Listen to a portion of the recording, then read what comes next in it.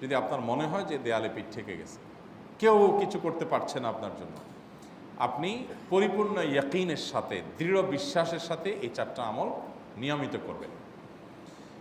এবং আমি বহু মানুষকে পার্সোনালি এটার পরামর্শ দিয়েছি, ওনারা আমল করেছেন, আমল করে উপকৃত হয়েছেন। এরকম বহু মানুষ আছেন, বৃদ্ধ মানুষ, বাবা ক্যান্সারে আক্রান্ত হয়েছেন অনেক দেরিতে, আল্লাহ তাআলা অলৌকিকভাবে সাহায্য করেছেন। হ্যাঁ, কখনো যদি আল্লাহ তাআলা এই আমলগুলো করার পরও আমার বিপদ দূর না করেন, তাহলে হয় আমার আমলের মধ্যে কোনো ত্রুটি ছিল, অথবা আমার এই বিপদ দূর না হওয়ার মধ্যে আমার জন্য কোনো কল্যাণ নিহিত ছিল। আল্লাহ তাআলা আমার দোয়া কবুল করে যে উপকার হতো তার চাইতে বেটার কিছু হয়তো আমাকে দিবেন, এই ইয়াকিন একজন ইমানদারের থাকবে। সে 4টা আমলের 1 নম্বর হলো ইস্তেগফারের আমল। ইস্তেগফার, আপনি ফেসে গেছেন কোনো জায়গায়, কোনো উপায় পাচ্ছেন না, আপনি ইস্তেগফার করতে থাকেন। আস্তাগফিরুল্লাহ ওয়া আতুবু ইলাইহি, আস্তাগফিরুল্লাহ ওয়া আতুবু ইলাইহি, আস্তাগফিরুল্লাহ ওয়া আতুবু ইলাইহি, আস্তাগফিরুল্লাহ, আস্তাগফিরুল্লাহ, আস্তাগফিরুল্লাহাল্লাযী লা ইলাহা ইল্লা হুয়াল হাইয়ুল কাইয়্যুম ওয়া আতুবু ইলাইহি ওয়া লা হাওলা ওয়া লা কুওয়াতা ইল্লা বিল্লাহ।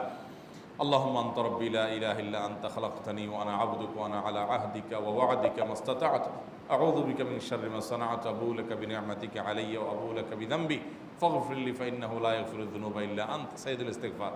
এভাবে যে কোনো ইস্তেগফার পড়তে থাকেন, আপনি বেশি বেশি করে আল্লাহর কাছে ইস্তেগফার, ক্ষমা প্রার্থনা করতে থাকেন, খুব বেশি।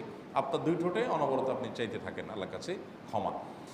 এই ইস্তেগফার সম্পর্কে নবী করিম সাল্লাল্লাহু আলাইহি ওয়াসাল্লাম বলেছেন, মাল্লাজিমাল ইস্তেগফার, যে ব্যক্তি ইস্তেগফারকে আঁকড়ে ধরবে, আঁকড়ে ধরা মানে কি, এটা ছাড়বে না, সে পড়তেই থাকবে অনবরত। টয়লেটে যাওয়ার সময়টা, ঘুমের সময়টা, খাওয়ার সময়টা বাদে, অবসর নামাজের সময়টা বাদে, বাকি সারাক্ষণ সে ইস্তেগফার পড়বে। এরকম যদি কেউ করে, আল্লাহ রাব্বুল আলামিন জাআলাল্লাহু লাহু মিন কুল্লি হাম্মিন ফারাজা ওয়া মিন কুল্লি যায়কিন মাখরাজা, সকল পেরেশানি থেকে, সকল টেনশন থেকে বের হওয়ার পথ আল্লাহ তাআলা অলৌকিকভাবে তার জন্য আবিষ্কার করে দিবেন। এবং আমি আমার জীবনে যেটা বলেছিলাম, বিস্তারিত বলতে চাই না, এরকম পরিস্থিতি আসছে যে চোখের সামনে কোনো আপাতত রক্ষার কোনো পথ আর খোলা নেই, এমন ভয়াবহ বিপদ। ইস্তেগফার করতে করতে এমনভাবে আল্লাহ তাআলা সাহায্য করেছেন যে এটা কল্পনা করলেও মনে হয় যে স্বপ্নের মতো। কিভাবে এখন এই লোক এই জায়গায় আসলো আমার সাহায্যের জন্য, এই লোক তো এটা আমি এই জায়গায় আসার কথা না, টিকুনি এসে হাজির হয়ে গেলেন এবং উপকারটা, আমার সমাধানটা হয়ে গেল সমস্যা। তো আলহামদুলিল্লাহ, বহুবার আমি পরীক্ষা করেছি, আর আমার পরীক্ষার 2 পয়সার দাম নাই। হাদিসে বলা আছে, গ্যারান্টি দেওয়া আছে, আমার পরীক্ষা করলেই কি না করলেই। তাহলে একটা আমল হলো কি, ইস্তেগফার। সব সময়ের জন্য এটা কন্টিনিউয়াস করবেন, আর এমনিও অবসর সময় ইস্তেগফার করবেন। আরবদের মধ্যে সৌন্দর্য আছে, তারা বিভিন্ন ডাক্তারের ওয়েটিং রুমে বা বিভিন্ন জায়গায় মানুষ যেখানে অপেক্ষা করে পাবলিক প্লেসগুলোতে লিখে রাখে ইস্তেগফার করুন, আপনার হাইওয়েগুলোর পাশে লেখা থাকে ইস্তেগফার করুন, এবং তারা আসলে একটু পরপর দেখা যায় ইস্তেগফার করে। ভালো মন্দ গুণ সবার মধ্যে আছে, তাদের এই ভালো গুণটা আছে, ইস্তেগফার বেশি বেশি করা। আমরা ইস্তেগফার সচরাচর এইভাবে অনবরত অবসর সময় করার অভ্যাস অনেকের মধ্যেই নাই। আমরা এটা চালু করবো ইনশাআল্লাহ। বিশেষ করে যখন কোনো সমস্যা হবে, তখন ইস্তেগফার চলতে থাকবে মুখে অনবরত, ধীরে ধীরে মহব্বতের সাথে নিজেকে, নিজের পাপ অপরাধগুলোর কথা স্মরণ করে আল্লাহর কাছে মাফ চাইতে থাকবো, পেরেশানি দূর হবে ইনশাআল্লাহ। 1 নাম্বার 2, দুরুদ, নবী করিম সাল্লাল্লাহু আলাইহি সাল্লামের প্রতি দুরুদ পাঠ করা। এটা যদি আপনি নিয়মিত করতে থাকেন মহব্বতের সাথে, আল্লাহুম্মা সাল্লি আলা মুহাম্মদ ওয়া আলা আলি মুহাম্মদ কামা সাল্লাইতা আলা ইব্রাহিম ওয়া আলা আলি ইব্রাহিম ইন্নাকা হামিদুম মাজিদ, আল্লাহুম্মা বারিক আলা মুহাম্মদ ওয়া আলা আলি মুহাম্মদ কামা বারাকতা আলা ইব্রাহিম ওয়া আলা আলি ইব্রাহিম ইন্নাকা হামিদুম মাজিদ। আপনি একবার ছোট দুরূদ যদি পড়েন, সাল্লাল্লাহু আলাইহি ওয়াসাল্লাম, সাল্লাল্লাহু আলাইহি ওয়াসাল্লাম, আল্লাহুম্মা সাল্লি আলা মুহাম্মদ ওয়া আলা আলি মুহাম্মদ, শুধু এইটুকু পড়েন। জাযাল্লাহু আন্না মুহাম্মাদাম মা হুয়া আহলু, শুধু এইটুকু পড়েন। আপনি এভাবে যেই কোনো দুরূদ নবী করিম সাল্লাল্লাহু আলাইহি ওয়াসাল্লামের প্রতি যদি পড়েন এবং পড়তে থাকেন অনবরত, ইস্তেগফারের পাশাপাশি দুরূদের ক্ষেত্রে নবী করিম সাল্লাল্লাহু আলাইহি ওয়াসাল্লাম বলেছেন যে এইটা তোমার জন্য যথেষ্ট হয়ে যাবে। তুমি যদি আল্লাহর কাছে আর কোনো দোয়া করতে না পারো, শুধু দুরূদটা পড়ো, তোমার সব পেয়ে যাবে, কিচ্ছু লাগবে না। এক সাহাবী বলছেন, রাসূলুল্লাহ, আমার দোয়ার মধ্যে দুরূদ কত পার্সেন্ট রাখবো? আমি তো আমার অনেক কিছু আল্লাহর কাছে চাইবো, দুরূদ মানে তো নবীজির জন্য দোয়া, মানে আমার জন্য তো আমি দোয়া করবো, আপনার জন্য দোয়া কত পার্সেন্ট করবো? 1/3, 1/4, তারপরে হাফ, এবার বিভিন্ন পার্সেন্টেজ বলছিলেন তিনি। নবী করিম সাল্লাল্লাহু আলাইহি ওয়াসাল্লাম বলেছেন যে হ্যাঁ, এর বেশি করতে পারলে আরো ভালো, আরো ভালো। তো ভদ্রলোক এর বেশি, ওই সাহাবী রাদিয়াল্লাহু তাআলা আনহু, তিনি এর বেশি বাড়াতে একটা পর্যায়ে বলছেন যে আমি সব দোয়া আপনার জন্য করি। নবী করিম সাল্লাল্লাহু আলাইহি ওয়াসাল্লাম বলেছেন, তাহলে তোমার আর কোনো দোয়াই করতে হবে না, এর মধ্যে সব দোয়া চলে আসবে। কারণ আপনি যদি বলেন আল্লাহ আপনার নবীর প্রতি আপনি রহমত নাজিল করেন, আপনার নবীর প্রতি আপনি শান্তি নাজিল করেন, আপনি যেটা দোয়া করেন, তো আল্লাহকে আল্লাহর নবীর প্রতি আপনি রহমত নাজিল করতে বললে আল্লাহ তাআলা আপনার প্রতি রহমত নাজিল করবেন কি করবেন না? আপনি কাউকে খুশি করতে চান, কার কাছ থেকে কিছু আদায় করতে চান, তার ছেলেটারে যদি হাদিয়া তোহফা দেন, আদর যত্ন করেন, তো বাই ডিফল্ট অটোমেটিকলি ওই লোকের সিম্পেথি আপনার দিকে আসবে কি আসবে না? চোখ বন্ধ করে আসবে।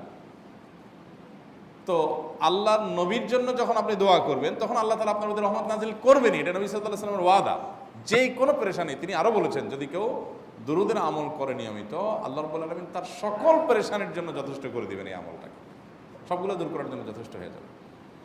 এই দুরূদের আমলটা আমি দেখেছি সুবহানাল্লাহ গুলির মতো কাজ করে। আজকের ঘটনা, এক ভদ্রলোক সকালে একটা টেলিভিশন চ্যানেলে, বেসরকারি চ্যানেলে প্রোগ্রাম শেষ করে নামছিলাম লিফটে, তো উপস্থাপক উনি বলছিলেন যে ভাই মানে দুরূদের আমল পড়ে আমি কিছুদিন আগে একটা ইয়াতে মানে এমন একটা অবস্থা যে এইটা থেকে বের হওয়ার কোনো পথ আর নাই, শুরু করলাম দুরূদ অনবরত, এরপরে আল্লাহ তাআলা আমাকে এমনভাবে উদ্ধার করলেন আমি কল্পনা করতে পারিনি। আলহামদুলিল্লাহ এই আমলগুলো করে অনেক ভাইরা আমাকে অভিজ্ঞতা জানাইছেন যে আলহামদুলিল্লাহ তাদের অভিজ্ঞতা অলৌকিক। হ্যাঁ, ওই যে বললাম কখনো যদি আল্লাহ তাআলা আপনার দোয়া কবুল না করেন তাহলে হয় আমার ত্রুটি আছে, আর না হলে আমার জন্য আল্লাহ তাআলা এর চেয়ে বেটার কিছু রেখেছেন, আমি সেই ইয়াকিন রাখবো ইনশাআল্লাহ বিইذنিল্লাহ। আর এই দোয়াতে সমাধান হবেই হবে, সে বিশ্বাস থাকতে হবে। নবী করিম সাল্লাল্লাহু আলাইহি ওয়াসাল্লাম বলেছেন, হাদিসে কুদসিতে আল্লাহ বলেছেন আনা ইনদা যান্নি আবদি বি, বান্দা আমার প্রতি যেমন ধারণা করে আমি তেমন আচরণ করি। এখন আপনি যদি চিন্তা করেন করে দেখি হয় কি না, দেখি ট্রাই করি, তাহলে ওই আল্লাহ তাআলা বলবেন ঠিক আছে দেখতে থাক। আপনি যদি ইয়াকিন করেন যে না নবী করিম সাল্লাল্লাহু আলাইহি ওয়াসাল্লাম যে বলেছেন অতএব সেটা হবেই, আর আল্লাহ রাব্বুল আলামিনের কাছে আমি ওইভাবেই চাবো যে আল্লাহ দিবেনই, আমি নিয়েই ছাড়বো, ইনশাআল্লাহ গুলি মিস হতে পারে, আপনার দোয়া মিস হবে না। ওই ইয়াকিন, ওই ঈমান আমার মধ্যে আনতে হবে, চেষ্টা করবো তো ইনশাআল্লাহ। তাহলে দুইটা আমল হলো, ইস্তেগফার আর দুরূদ। 3 নম্বর আরেকটা আমল হলো দোয়া ইউনুস।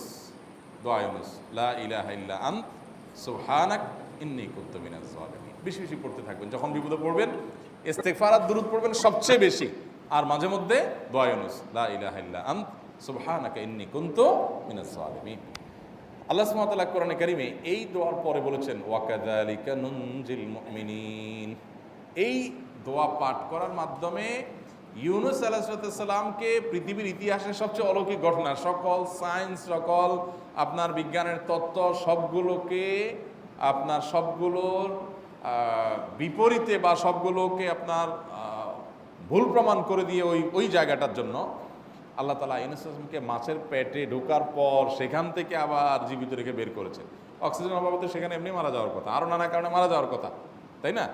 কিন্তু আল্লাহ তাআলা তাকে রক্ষা করেছেন, কারণ উনি এই বিপদে পড়ার পর থেকে এইটা পড়তেছিলেন, লা ইলাহা ইল্লা আনতা সুবহানাকা ইন্নী কুনতু মিনাজ জালিমিন। তো আল্লাহ তাআলা কোরআনে বলেছেন এটা ইউনুস, তার নবী ইউনুস আলাইহিস সালামকে আল্লাহ তাআলা এর মাধ্যমে রক্ষা করেছেন, সেটা তার জন্য খাস না, এটা তার জন্য স্পেশাল না, বরং আল্লাহ বলেছেন ওয়াকাযালিকা নুনজিল মুমিনিন, এটা দিয়ে আমি তাকে রক্ষা করেছি, একইভাবে ঈমানদারদেরকেও এইটার মাধ্যমে রক্ষা করব। এটা বড় অস্ত্র পেয়ে গেলাম। দোয়া ইউনুস বেশি বেশি পড়বো ইনশাআল্লাহ, লা ইলাহা ইল্লা আনতা সুবহানাকা ইন্নী। আমার দেশে আবার দেখা যায় বিপদ হয়ে গেলে তখন হুজুর ভাড়া করে যে ভাই আপনারা সবাই মিলে এটা 1 লাখ বার পড়ে দেন, 1.25 লাখ বার পড়ে দেন, টাকা দিব আপনারা পড়ে দেন। আপনারটা আপনি পড়বেন ভাই, হুজুরদের কাছে দোয়া চান সমস্যা নাই, আর হুজুরদেরকে খাটায়া টাকা দিবেন কেন, এমনি টাকা দিবেন না দিয়া। আর এই দোয়া নিজে নিজে করতে থাকবেন। ইউনুস আলাইহিস সালাম ওই সময় কি লোক ঠিক করছিলেন যে ভাই আপনারা সবাই দোয়া ইউনুস পড়েন, আমি গেলাম, আমি মাছের পেটে গেলাম, আপনারা বসেন সবাই দোয়া ইউনুস পড়া দেন, করছেন উনি? ওনারটা উনি করছেন, তো আপনারটা আপনি শুরু করবেন দোয়া ইউনুস না। 4 নম্বর আমল হলো ইয়া যাল জালালি ওয়াল ইকরাম, এটা বিশেষ করে পাঠ করবেন।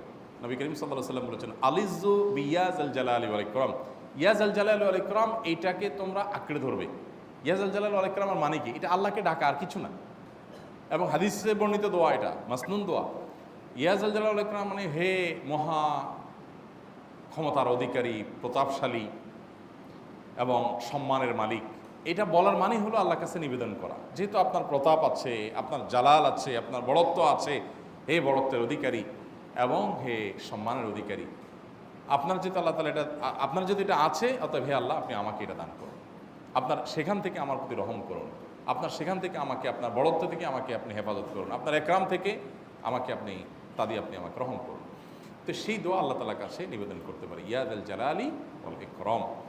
এর পাশাপাশি তাহাজ্জুদের নামাজ এবং যে কোনো নফল নামাজ, কারণ নবী সাল্লাল্লাহু আলাইহি সাল্লাম ইজা হাজাবাহু আমরুন সাল্লাহ, নবীজি সাল্লাল্লাহু আলাইহি সাল্লামের কোনো পেরেশানি শুরু হলে আগে ওযু করে 2 রাকাত নামাজ পড়তেন, ওযু করে 2 রাকাত নামাজ পড়তেন।